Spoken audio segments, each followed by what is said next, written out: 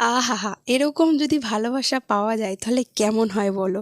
Hello, কাঠগোলাপে আমি শুক্লা। ওর নাম নীলাঞ্জনা। ওর সাথে আমার অনেক বছরের বন্ধুত্ব কিন্তু মাঝখানে ৮ বছরের গ্যাপ। কেউ দেখে বিশ্বাস করবে? যাই হোক, ওর বাড়িতে গিয়েছিলাম আইবুড়ো ভাতের অনুষ্ঠানে। তো আমি বললাম যে, "কাকিমা ওর মঙ্গল ঘরটা দাও, আমি এটার মধ্যে একটু কলকা করে দিই।" তো আমার ব্যাগে সবসময় ২ টো ব্রাশ থাকেই। তো এইটাকে কালার করার জন্য আমার কাছে বড় ব্রাশ ছিল না। তো আমি ওকে বললাম যে, "তোর বাড়িতে যদি দাঁত মাজা ব্রাশও থাকে সেটাই দে, আমি সেটা দিয়েই কালার করে দিই।" তো একটা দাঁত মাজা ব্রাশ দিয়ে আমাকে দিয়েছিল, সেটাতেই কালার করছি। আর মাঝখানে এসে, এসে আমাকে ডিস্টার্ব করছিল আর একটু, একটু করে ভালোবাসা দিচ্ছিল। এটাতে তো আরও বেশি ভালো লাগছিল। যাই হোক, পুরো ঘটের কাজটা কেমন লাগলো এবং ২ টো পিঁড়িও দিয়েছিল, কিন্তু ওর বাড়িতে অনেকটা লোকের ভিড় হয়ে গেছিলো, তো সেভাবে আমি পিঁড়ির ভিডিওটা নিতে পারিনি। মাঝখানে আমরা একটা মজাও করছিলাম।